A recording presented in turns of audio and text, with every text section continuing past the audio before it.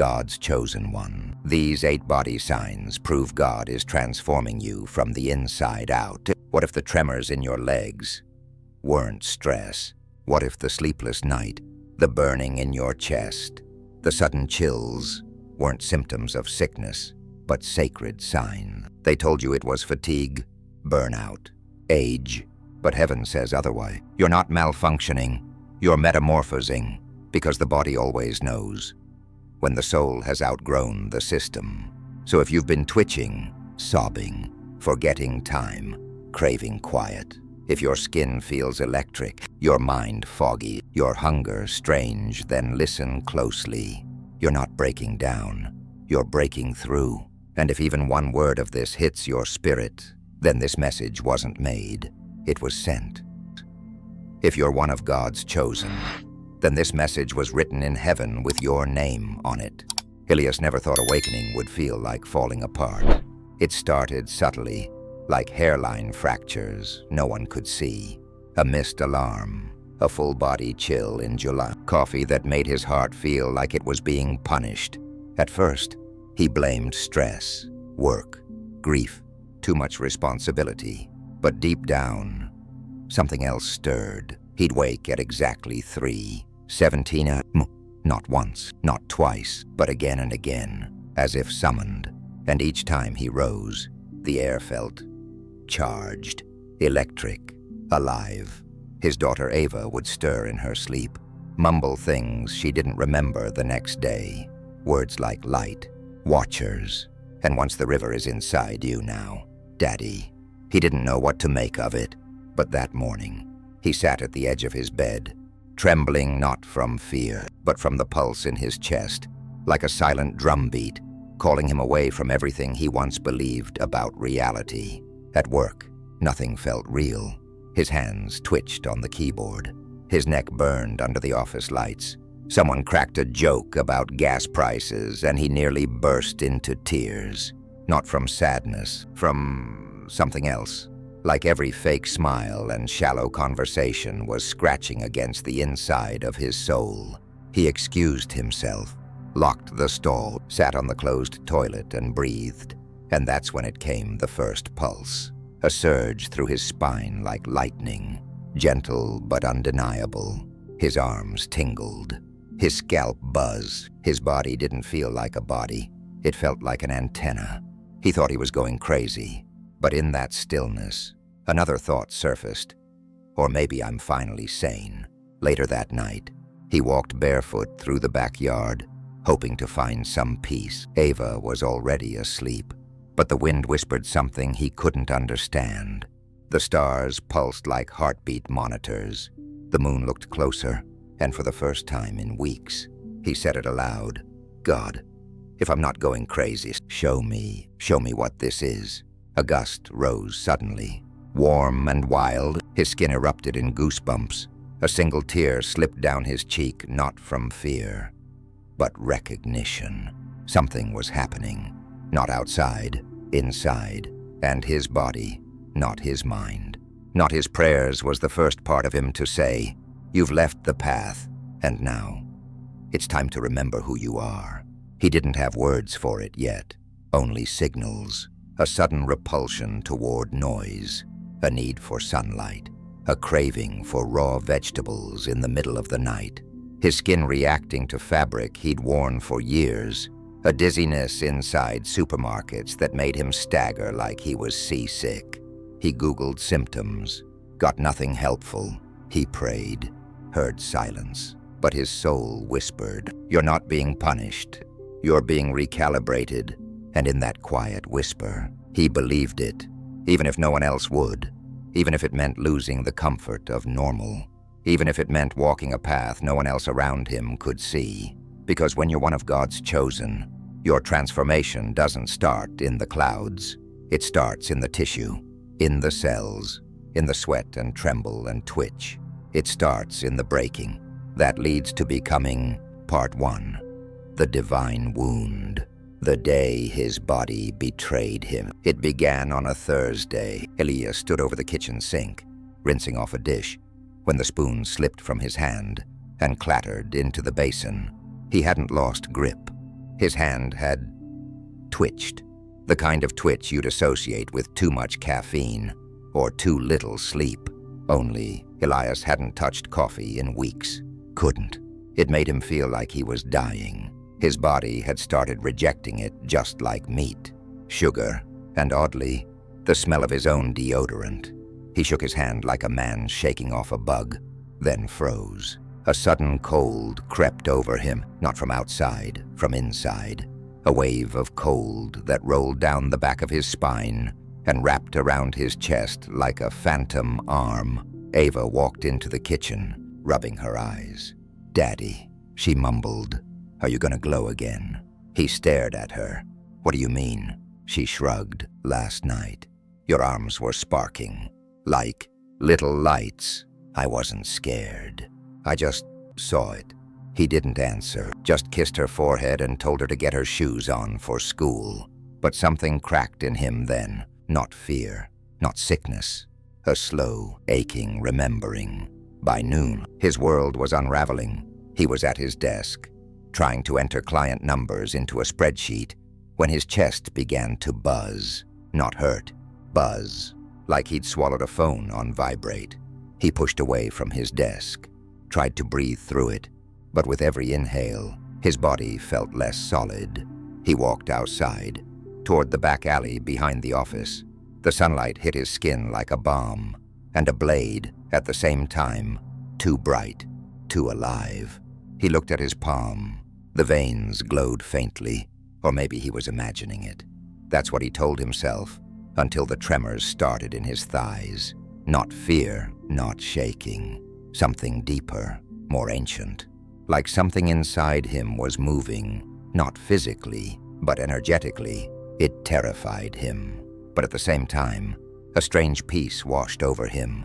He wasn't dying. He was shedding that evening. He tried to explain it to Ava as best he could. "Sweetheart," he said, "do you ever feel like your body doesn't belong to the day anymore? Like it's doing its own thing?" Ava nodded like it was the most normal question in the world. "Yeah, I don't think we're in the same time as everyone else, Daddy." He blinked. "What do you mean?" She looked up from her cereal. "I think we left their time, but they didn't notice. That night, he didn't sleep, not because he couldn't, but because he didn't need to. He lay in bed for hours, eyes closed, fully awake. He felt energy moving through him like music without sound. At 3:17, he got out of bed and stood in front of the mirror.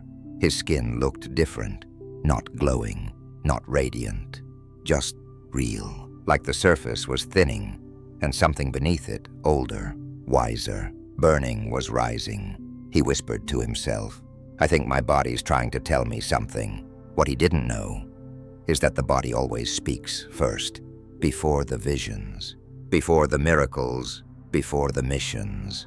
The chosen ones are first awakened through the flesh, because it's the one thing we can't fake. And Elias had just failed every test of normality, which meant he'd passed heavens. The next day, he couldn't function. Emails blurred on the screen. His sense of time collapsed. He'd blink and an hour was gone. He felt physically present, but spiritually distant, like something behind him was pulling his awareness backward through light. That afternoon, his supervisor pulled him aside. "You all right?" she asked. "You look like you've seen a ghost." He almost answered, "I think I am the ghost." Instead, he said, "Just tired." But that was a lie. He wasn't tired. He was being remade. That evening, he skipped dinner. Food didn't feel like food anymore. It felt wrong, like chewing clay. He wanted broth, salt, raw fruit. He stepped into the shower, hoping to feel something familiar, but the water felt like electricity. His whole back spasmed under the stream, not from pain, from overload. He pressed his hands to the wall, whispering again, "God, what's happening to me?" But heaven was quiet, because every teacher is silent during the test. And this was the test of all tests, not of faith, of form. Could he withstand becoming something his biology didn't understand? Could he endure the fire of upgrade without begging to go back to numb? Could he accept that his body wasn't betraying him, but announcing him? Because that's what heaven does with its chosen ones. Before it uses their words, before it anoints their voice, it sets fire to the only temple they carry. And if they endure, they rise. Elias wasn't sick. He wasn't anxious. He wasn't exhausted. He was being activated, and his body twitching, burning, flushing. Forgetting was the holy whisper that said, "You've crossed over. You've left the human path, and now you walk as one of us." Part 2. The Silent Hurt. Tremors in the temple. The bell over the diner door chimed like a soft alarm in a forgotten dream. Elias stepped inside, eyes stinging from the fluorescent lights. The place was nearly empty, except for a man asleep in a corner booth, and a woman behind the counter drying mugs with the patience of someone who'd seen more than coffee and tips. She looked up as he entered. Their eyes met, and for a second, the buzzing in his legs stopped. He sat in the booth, furthest from the windows. The cushion wheezed beneath him, and the air felt dense, like he was breathing through a veil. He rubbed his palms against his jeans. They tingled like they'd been dipped in static. His leg twitched, then his foot jerked, then a shiver. It wasn't cold, but his spine trembled like it remembered something his mind had forgotten. A mug clinked on the table. "Chamomile," the waitress said softly, setting it down. "You looked like you needed something that doesn't ask questions." He blinked up at her. "You okay?"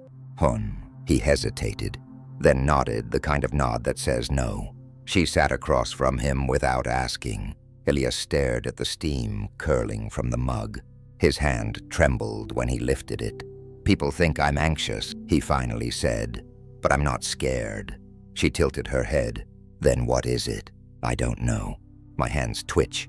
My feet jerk. I feel like my body's trying to lift off the ground, but I'm not going anywhere." Ruth didn't laugh, didn't smile. Instead, she nodded slowly.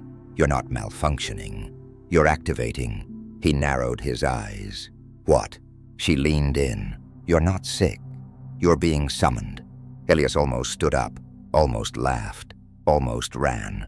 But he didn't, because somehow she knew. She saw the tremble in his knees, the flush in his chest, the confusion behind his eyes. He whispered, "This doesn't feel holy. It feels like breaking."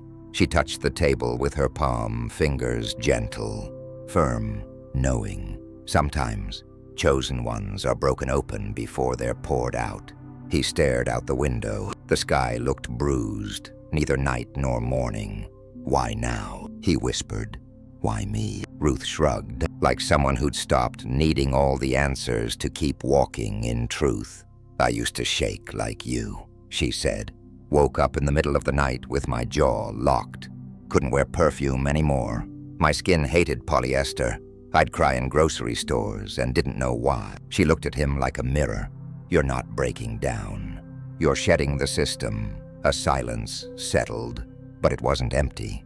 It buzzed like invisible hands, tuning something just out of reach. "You ever feel," Elias said, "like your body isn't yours anymore?" She sipped her coffee. "No. I feel like my body finally started telling the truth. I was just too busy being human to listen." His chest tightened, because that's what it felt like. Truth raw, rattling truth, trying to push through bone and flesh like resurrection under skin. He looked down. His hands were steady now. No twitch, no tremble, just a stillness that felt earned. "You're stepping out of time," Ruth said. "That's why it hurts." He looked up. "What do you mean?" "You don't move with the world anymore," she said. "You're being led by rhythm now, not schedule. That's why your sleep is strange. That's why food tastes wrong. That's why light hurts your eyes, and silence feels like scripture." She leaned in closer. "Your nervous system isn't broken, Elias. It's just not built for noise anymore." He closed his eye, and in the quiet, he felt it. A buzzing not of panic but presence. A warmth not of fever but fire. The tremors weren't pain. They were prophecy. People will think you're losing your mind, Ruth said gently, but you're not. He opened his eyes. You're just leaving theirs. The man in the corner booth stirred, mumbling to himself. A soft buzz came from the old jukebox, a song from another decade, bleeding into the now. Elias sat back. The tea was cold now, but he didn't care, because something inside him had gone still, not silent. Still, why me? He asked again. Ruth stood slowly, sliding the mug toward him. You're not crazy. Elias, she said. You're chosen. He looked up. How do you know? She smiled, but not with her mouth. With her presence, because you showed up here. And chosen ones never arrive anywhere by accident. As she walked away, the tremor returned, not violently, softly, like music, like memory, like the body remembering it was always a temple, and heaven had just stepped inside. Part 3. The hidden sign. The freezing between worlds. The moment didn't arrive with thunder. It came with stillness, so thick, it swallowed sound. Elias had walked into the kitchen just after 3 a.m., following the same strange rhythm that had been pulling him out of sleep night after night. The air was cool, the windows fogged, the fridge hummed in the background like it was holding a secret. He wasn't hungry, but he opened the fridge anyway, and then it happened. His hand stopped midair, suspended between the milk and the jar of olives. Everything froze. Time didn't just slow, it paused. The hum of the refrigerator faded. The ticking clock on the wall silenced. Even the slight creak of the floor beneath his feet gone. His breath became shallow, quiet. The edges of his vision blurred, like the world had slipped into water, and in that stillness, Elias felt watched, not by something threatening, but by something eternal. He wasn't frightened. He was present, so completely present that his own heartbeat felt like a roar in the room. It lasted maybe 5 seconds, maybe 5 lifetimes, and then, like an invisible hand had released its grip, sound returned, first the tick of the clock, then the dull hum of the house. He blinked. The milk carton was still in his hand. He hadn't moved, but he wasn't the same. He didn't speak about it at first, not to Ava, not to Ruth, not even to God. What do you say when reality folds around you and hands you silence like a sacred scroll? Later that week, it happened again. He was typing, replying to an email he couldn't care less about when the screen dimmed. The lights flickered, and his mind blanked, not in panic, in peace. His fingers stilled mid-word, his thoughts stopped mid-sentence. And in that pause, something downloaded. No voice, no vision, just knowing, like a divine whisper had placed understanding in his chest, without bothering to pass through his ears. That night, he stood in the mirror again, not looking at his face, but at his eyes. They were different, wider, older, like he had seen something behind the veil and it had left fingerprints on his soul. Ava noticed next. They were walking through a local farmer's market when she tugged his sleeve. "Daddy," she whispered. "Why does your skin have light in it?" He blinked. "What do you mean?" She held his wrist gently, childlike curiosity undiluted. "Sometimes when you stand still, I see it. It's like a white mist, but just around you, not other people." He didn't know what to say, so he said nothing. He just nodded. Because what do you say when your child sees the part of you you're still learning to accept? Even Zion, their dog, started acting strange. He'd sit in front of Elias during these frozen moments, ears perked, unmoving, as if listening to something that wasn't happening in the room but through it. One night, Elias opened his mouth to pray, and Zion howled once low and long, and then rested his head on Elias's feet, like a vow had been sealed. The world around him kept moving, but Elias didn't, at least, not like before, because something had shifted. Time no longer felt strict, food no longer felt necessary, words no longer felt sufficient. He didn't feel ill. He felt like a portal. He told Ruth about the freezes the next time he saw her. She stirred her coffee and nodded. They're not glitches, she said. They're invitations. Invitations to what? He asked. To listen, she replied. The body will still itself when the spirit is ready to download something divine. She leaned forward. You're not zoning out, Elias. You're tuning in. He walked through his days like a man between frequencies. His co-workers started asking if he was okay. He smiled politely, but inside, he was more than okay. He was remembering, and here's the strange part. The more he stopped resisting those frozen moments, the more he let the stillness come and go without fear, the longer they lasted. And the deeper they went, until one morning. He woke up and didn't know what day it was, not out of forgetfulness, but because days had become irrelevant. He was no longer on a calendar. He was on a current. That evening, he journaled for the first time in months. He wrote only one line. I don't live in time anymore. I live in revelation. He began to notice other things. Too, when someone lied, he felt a sharp tingle behind his right ear. When someone was about to cry, even if they smiled, his eyes would burn with unshed tears. He no longer heard people. He felt them. Every handshake carried data. Every glance became a download. He realized he could no longer tolerate fake energy. It wasn't that he was picky. It was that his nervous system had become holy ground, and it would only welcome those who walked in truth. The freezing wasn't dysfunction. It was resurrection. And slowly, Elias began to understand. He wasn't leaving his life behind. He was stepping into a life that had been waiting just outside the edges of what the world called normal. Part 4. The soul hook.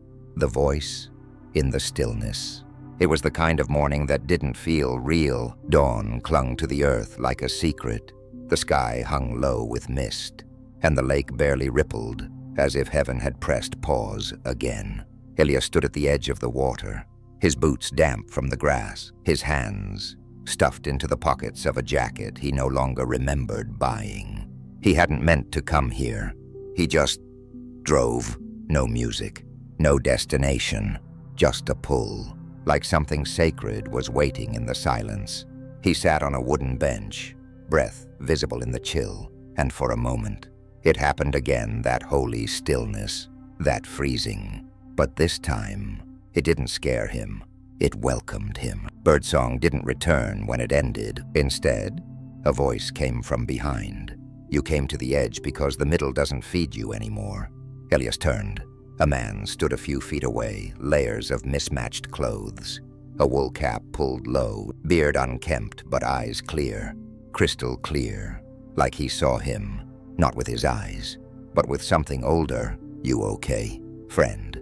The man asked gently, stepping closer. Elias hesitated, then nodded. Depends on what you mean by okay. The man chuckled, settled onto the bench beside him. Good. You're honest. That's the first sign you've left the Matrix. They sat in silence. Not awkward silence. Sacred silence. The kind of silence that listens to you instead of waiting to speak. Elias spoke first. I don't know what's happening to me. Sure you do, the man replied. You just don't have language for it yet. Elias stared ahead. I don't sleep right. I can't eat normal food. Sometimes I feel like I'm vibrating from the inside out. My body freezes. My thoughts don't belong to time. And sometimes, he swallowed hard, sometimes I feel like I'm unraveling. The man smiled, eyes fixed on the lake. You're not unraveling. You're remembering. Elias turned to him. Who are you? The man extended a hand. Gabriel, of course. Because of course the man who seemed sent from another realm would carry a name, whispered through centuries of prophecy. Elias hesitated. Are you one of them? Gabriel raised a brow. One of who? The ones behind this. The voices. The energy. He trailed off. Gabriel shook his head. No, but I remember them better than most. I just listen more than I speak. That's all. They sat again. The lake was a mirror, not of sky, but of self. Elias whispered. Sometimes I think I'm going crazy. Gabriel turned toward him. No, brother, you're going clear. You've spent your whole life in rooms built by noise. systems built by survival. Now you've left that grid. You're unplugged, but the mind still clings to the current. He paused. Your body, though, it's already free. That's why it's trembling. It knows the truth. Elias was quiet. Then he asked the question that had haunted him for weeks. Why me? Gabriel looked at him, long and slow, because heaven doesn't use the obvious. It uses the open. He picked up a small stone and tossed it into the lake. The ripples shimmered. You didn't ask for a miracle. Gabriel said, you became one. Elias felt the words hit him like waves.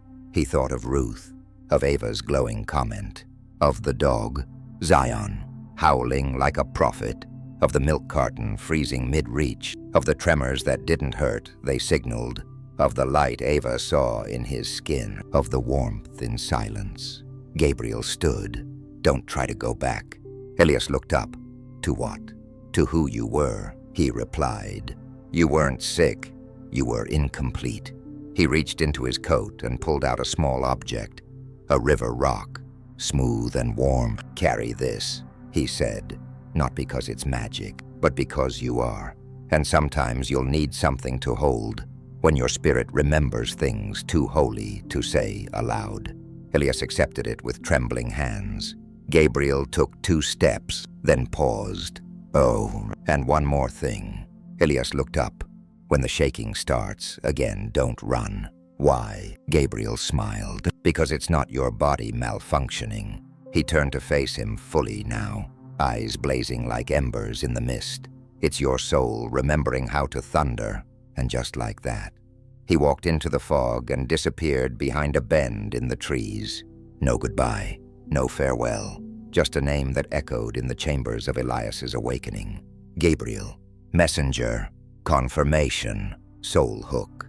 Elias sat there until the sun burned through the mist. He didn't speak, didn't pray. He just breathed. And in the stillness, he felt it again, that electric hum. Only this time, he didn't flinch. He whispered to it, I'm listening. And it whispered back, you're ready. Part 5, the divine redirect. The fire that didn't burn him. The church had no roof. The steeple had collapsed years ago, and weeds claimed most of the pews. But Elias stood in the doorway, like he was being pulled there by invisible thread. The sky behind him cracked with thunder, not in violence, but in warning. He stepped inside, boots crunching glass and gravel. Moss clung to the altar like it was remembering prayers once whispered in faith and fear. There was no sermon, no music, no crowd. But still, it felt holy, like something was waiting. He sat in the middle pew, or what was left of it, and let his hands rest on his knees. The fire came slowly, not a blaze, a burning. It began in his chest, not like heartburn or panic, but like arrival, as if something ancient and electric had lit a torch behind his ribs. He didn't run, he didn't flinch, he let it come. Heat rolled down his arms like liquid gold. His spine buzzed. His skin flushed. His jaw clenched, not in pain but in pressure. Something was rising. Something had been waiting. He closed his eyes. God, if this is, you let it finish. Lightning flashed through the ruined, stained glass above. Rain began to spit through the beams, but Elias didn't move, because the fire wasn't from outside. It was within. And for the first time, he trusted it. He remembered something Ruth said. Chosen ones don't burn in the fire. They become the flame. His hands shook, not from fear, but from frequency. It felt like his DNA was being rewritten, like heaven was pouring oil into his bones. His skin prickled. He heard whispers not with ears, but with spirit. No words, just remembrance. And in that moment, the fire reached his throat. He gasped, but not from pain, from clarity. He had no sermon, no prophecy. But when he opened his mouth, he sang, not with melody, with energy, with vibration, a low, sacred sound, something between weeping and worship that came not from his lungs, but from his soul. The rain fell harder now, but it didn't touch him. He was inside the storm, but untouched by it, wrapped in the kind of stillness that only comes when you've surrendered every plan you once thought sacred. The fire began to settle, not leave, settle. It no longer roared, it hummed, like a pilot light waiting to ignite when heaven whispered. Now, Elias opened his eyes, and then his phone buzzed. He hadn't heard it ring in days. The screen lit up with one name, Ruth. One message, "Now you're ready." He stared at it, heart calm, hands still, and replied without thinking. "For what?" 3 dots pulsed, then nothing. No response, just stillness and the sudden awareness that heaven had just spoken through pixels and light. He stood slowly. The burning was gone, but he felt marked, branded, not with shame, with assignment. The kind of assignment that doesn't come with directions, just a compass inside your ribcage that points toward obedience. As he turned to leave, the wind pushed the door open wider, not to chase him out, to release him, because the fire hadn't burned him. It had named him Divine Redirect. That's what this was. He'd prayed for healing, but God sent holy disruption. He asked for peace, but God sent power. He wanted understanding, but God offered presence, because chosen ones don't get answers. They get altered, and that's what this was. Not a breakdown, not a panic attack, not a crisis. A divine redirection, from logic to listening, from schedule to surrender, from who he thought he was to who he was born to be. He stepped into the rain. It welcomed him, like water recognizes flame. And as the thunder rolled behind him, Elias whispered, "Let the world think I've changed, because I have, but not into someone else. Into the one heaven whispered me into being." He walked away from the ruined church. No roof, no walls, no choir. But something had been resurrected there. Not a building, a man, a temple. And the fire that once terrified him now lived inside. The temple has risen. Elias sits alone now, not in loneliness, but in light. There's no shaking in his hands, no buzzing in his chest. Not because the symptoms have stopped, but because they've been understood. His body still flickers, still trembles when a lie walks into a room, still freezes when truth tries to download too fast, still wakes at 3:17 with dreams that don't belong to time. But now he knows. It's not malfunction, it's metamorphosis. The fear is gone, because what once felt like fire sent to consume him was fire sent to call him. The sleepless nights weren't curses, they were invitations. The twitching wasn't damage, it was data. The aversion to noise, fake smiles, fluorescent lights. It wasn't anxiety, it was alignment. They told him he was unwell, but heaven never said that. Heaven never saw a broken man. Heaven saw a becoming. And now Elias understands. You don't leave the human path by thinking your way out. You leave it when your body becomes the first prophet, because the flesh knows before the mind does. The skin reacts before the soul translates. The body starts trembling when the spirit begins speaking. Maybe God didn't choose you to be seen. He chose you to be sustained in secret until your body could carry the frequency of who you truly are. So if your skin tingles without warning, if food makes you dizzy, if time disappears and you remember things no one ever told you, if your body flushes at gossip but softens at truth, then maybe, just maybe, you're not falling apart. You're falling through the veil. You're not sick. You're not too sensitive. You're not imagining things. You're embodying things. Things the old world never taught you to believe, but heaven did. So let me ask you now gently, but directly. Are you sure you're not one of God's chosen, just because you haven't seen a miracle? What if you are the miracle? What if the fire in your spine is not fatigue, but confirmation? What if your body is not betraying you?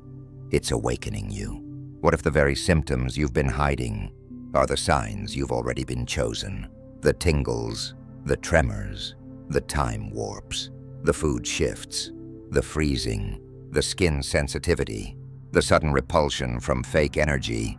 They're not dysfunction, they're divine transition. The carbon has cracked, the crystalline is emerging, and you, dear one, are being resurrected in real time. If even 3 of these signs felt familiar, this message wasn't just content, it was a confirmation. You didn't imagine the shift, you are the shift.